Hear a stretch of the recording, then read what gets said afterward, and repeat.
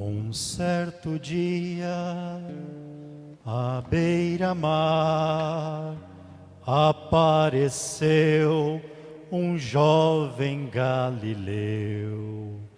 Seu jeito simples de ensinar tocava o coração de quem o escutava.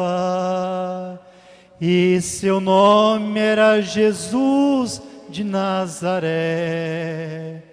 Sua fama se espalhou e todos vinham ver o fenômeno do jovem pregador que tinha tanto amor. Queridos irmãos e irmãs, o terceiro domingo do tempo comum, ele foi instituído na nossa liturgia como sendo o domingo da palavra de Deus. Portanto, todos os anos, no terceiro domingo do tempo comum, nós vamos ouvir leituras que têm como centro de inspiração a importância da palavra de Deus. Nós vamos ver isso na primeira leitura do livro de Neemias. Deus vai usar tanto do sacerdote Esdras como do governador Neemias para guiar o povo numa nova trajetória. Até então, o povo estava exilado na Babilônia. O povo tinha perdido toda a referência de família, de vida comunitária, de adoração a Deus, porque eles foram levados para um país estranho. Muitos que lá foram se tornaram escravos ou tinham que colocar a sua profissão a serviço daquele império. E um dos sinais que Deus não abandonou aquele povo foi que Deus os libertou. O rei então vai designar Esdras e Neemias para ajudar o povo a reconstruir a vida.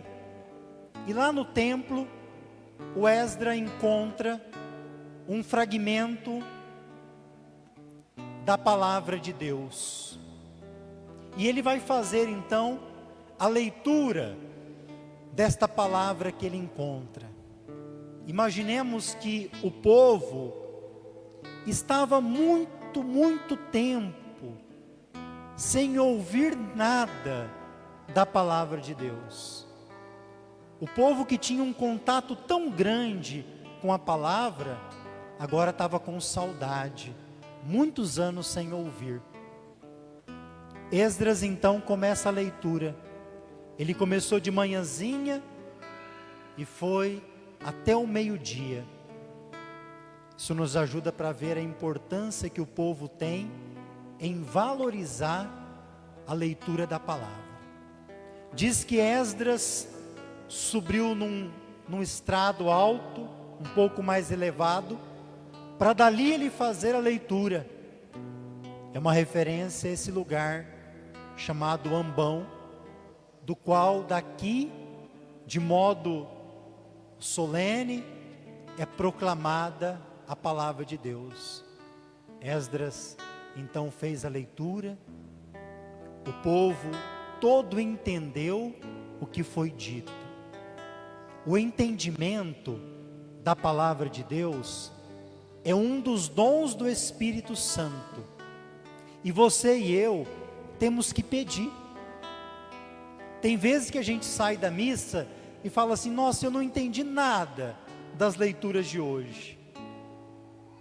A gente tem que pedir também, ao sair de casa, pedir que Deus já nos ajude a, quando estivermos aqui na missa, não deixar que a distração tome conta da gente, não deixar que outras coisas, o celular, as preocupações e tantas coisas fúteis nos tirem a atenção da palavra de Deus.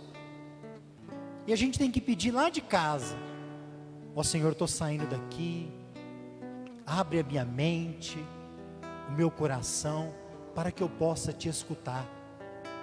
Porque senão a gente vai vir na missa e ouvir um livro de autoajuda, ouvir um romance, um drama, e a gente vai ouvir apenas um livro, e a nossa religião não é religião do livro. A nossa religião é a religião da palavra, e a palavra para nós é uma pessoa, é o próprio Jesus. Portanto, quando essa palavra aqui é proclamada, não importa se foi o diácono ou o padre que proclamou o evangelho, quem quer falar com você é o próprio Deus, porque essa palavra é viva, eficaz. Você não está ouvindo o diácono ou o padre ler, você está ouvindo Deus falar com você. A mesma palavra proclamada hoje, Ele falou com você de um jeito, com você de outro, e com você de outra maneira. Então nós temos que estar aberto, pedir o dom do entendimento, para que Deus possa falar comigo, e eu entender o que Ele quer. E o povo, depois da leitura, muito contente, disse amém, amém, amém. Depois a leitura foi explicada para o povo, é como se fosse a nossa homilia. Teve gente que chorou, muitos choraram, porque perceberam que diante daquela palavra, a vida deles estava muito longe de Deus, e precisava mudar. Outros choraram, pela alegria de estar ouvindo de novo, depois de tantos anos, ter a graça de ouvir Deus falando de novo com o seu povo. A segunda leitura de hoje é a carta que Paulo escreve à comunidade de Corinto. De todas as comunidades que Paulo ou fundou, ou visitou, Corinto é a cidade mais complexa que tem. É uma metrópole, em torno de 500 mil habitantes. Corinto é uma cidade portuária, portanto vem gente de todo lugar. É uma cidade que tem muitos escravos. As pessoas que passam por ali trazem o culto de vários deuses. É uma cidade que tem muitos cultos idolátricos. E é nesse meio tão plural, tão difícil de evangelizar, que Paulo consegue ver naquele povo tantos dons e carismas. E ele vai tentar, falando do corpo humano, mostrar uma dimensão espiritual do corpo que é a igreja. Ele diz assim: o corpo é um só que mesmo sendo um, o nosso corpo é formado de muitos membros. Nós temos a mão, braço, perna, pé, nariz, boca, orelha, tem muitos membros, mas o corpo é um só. Uma vez eu saí da sala de casa, quando era pequeno, saí meio rápido, e eu bati o dedinho no sofá. O pé foi e o dedinho ficou virado, né? Aquela dor que destroncou, quebrou meu dedinho do pé, não doeu só o dedinho do pé, doeu o corpo inteiro. Tem gente que machuca uma parte do corpo, chega até febre. Portanto, quando uma parte do nosso corpo é machucada, é ferida, todo o nosso corpo sente. E Paulo está querendo dizer assim: nós, povo de Deus, formamos o corpo místico de Cristo, que é a igreja. A igreja não é uma coisa, a igreja é você. Você, unidos aos outros irmãos, formamos o corpo místico de Cristo, que é a igreja. E a coisa mais bonita que pode ter, que a cabeça desse corpo é Jesus. A coisa mais bonita para a igreja se alegrar é quando os membros dela, do seu corpo, não são egoístas. Pelo contrário, coloca à disposição da igreja, à disposição da comunidade, os seus dons, os seus talentos. Essa igreja aqui hoje tem muita gente. Nenhum de nós aqui é igual. Somos diferentes de várias maneiras. Mesmo assim, nós fazemos parte da mesma igreja. E o bonito não é ser igual, é valorizar as nossas diferenças. Mas os nossos dons devem ser colocados a favor. Deus não deu dons para nós guardar para a gente ou usar em nosso favor, mas para servir.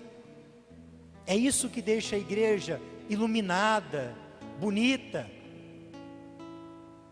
Coitado do cristão católico, que por falta de maturidade ou até de formação, só sabe criticar a igreja,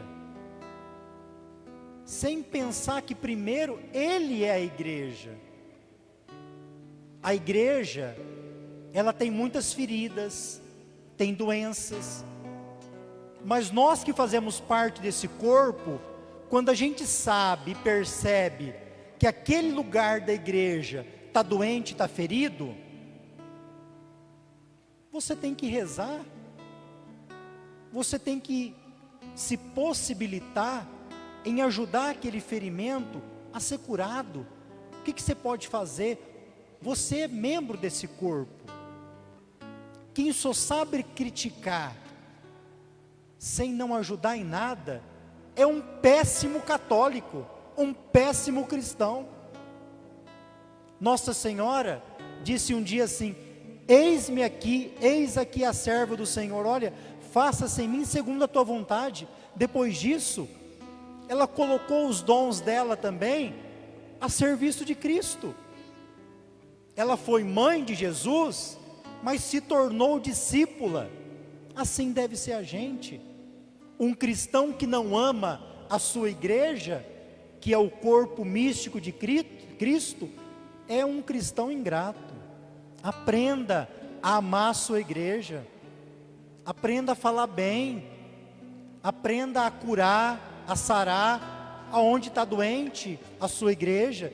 Tem muita coisa doente, mas antes de criticar, procure colocar o seu dom para melhorar onde não está legal.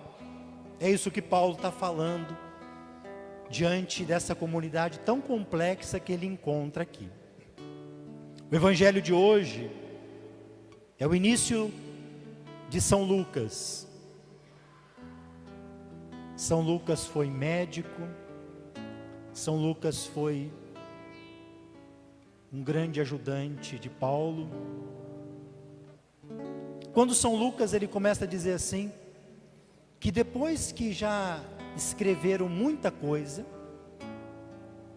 imaginemos que São Lucas escreveu o Evangelho em torno de 50 anos depois da morte de Cristo. Então nós estamos aqui por volta mais ou menos do ano 80. Então quando ele escreveu, já tinha o Evangelho de Marcos, que foi o Evangelho para catequizar muitos naquele início da igreja. Estava surgindo ali o Evangelho de Mateus. Havia os ditos de Jesus, que são escritos da época, fonte Q. E São Lucas escreve 2 livros, o Evangelho, e São Lucas escreve também um livro chamado Atos dos Apóstolos. Poderia até se chamar Atos do Espírito Santo. E hoje, depois dele escrever, ele vai fazer uma referência dizendo assim: eu recolhi, eu organizei e agora eu escrevi também, ó excelentíssimo Teófilo, parece que ele está dirigindo esse livro, o Evangelho, para o Teófilo. E ele chama o Teófilo de excelentíssimo. Algumas tradições dizem que esse Teófilo, alguns dizem que é um soldado convertido, outro um líder religioso da época que se converteu. Ele chama ele de excelentíssimo. Portanto, é alguém importante para Lucas. Nós podemos lembrar também a origem da palavra Teófilo. Teo significa Deus, filo podemos traduzir por amigo ou amado. Portanto, esse evangelho é dedicado a você, Teófilo, amigo de Deus, amiga de Deus, amado e amada de Deus. Esse evangelho foi escrito para os Teófilos. E ele relata que Jesus Cristo voltou para a Galileia, e quem conduzia Jesus na missão era o Espírito Santo. A Galileia é um lugar de muitos desafios para evangelizar, e Jesus volta para lá, e diz que ele ensinava nas sinagogas. Ele entrou então na sinagoga de Nazaré, aquela cidade que ele tinha se criado. Levantou-se para fazer a leitura. Olha como lembra a primeira leitura de hoje. E deram-lhe o livro do profeta Isaías. O livro aqui dizendo, eram rolos muito grandes. E ele achou a passagem. Não como a gente marca aqui na liturgia. Ele achou, em grego, eureka. Ele achou a passagem que ele quis do profeta Isaías. Tanto é que ele não vai ler a segunda parte da passagem, de modo proposital. Ele lê a primeira, é isso que importa. E o que ele vai ler agora é o programa de vida de Jesus. O Espírito do Senhor está sobre mim. E você tem a certeza que está sobre você. Porque Ele me consagrou com a unção para anunciar a boa nova. Quando nós recebemos o batismo, nós somos consagrados. E lá nós recebemos uma missão para anunciar o Evangelho, que é a boa notícia, aos pobres, para proclamar a libertação de quem está preso e proclamar o ano da graça do Senhor. Termina a leitura assim: hoje se cumpriu esta passagem da Escritura que acabastes de ouvir. Com tantos desafios que nós vivemos nos últimos anos, não perca a fé em acreditar que esse ano é o ano da graça do Senhor na tua vida. Mas você também deve ser graça, instrumento da graça de Deus na vida das pessoas. Para quem está doente, a graça é ter saúde. Para quem está com depressão, triste, a graça é voltar a encontrar alegria. Quem está sem emprego, a graça é encontrar um trabalho. Quem está longe de Deus, a graça é se encontrar com Deus. E você pode ser um instrumento de ajudar as pessoas a isso. Louvo a Deus, agradeço por esse tempo passado aqui com vocês. Alguém me dizia essa semana que talvez não seja o tempo contado através de anos que marca as experiências que a gente faz, mas a qualidade do tempo ou a profundidade que a gente vive. Portanto, eu acredito que esse tempo seja muito mais cairótico do que cronológico. Que Deus nos abençoe a cada um de nós, aonde Deus nos enviar para servi-lo. Louvado seja nosso Senhor Jesus Cristo.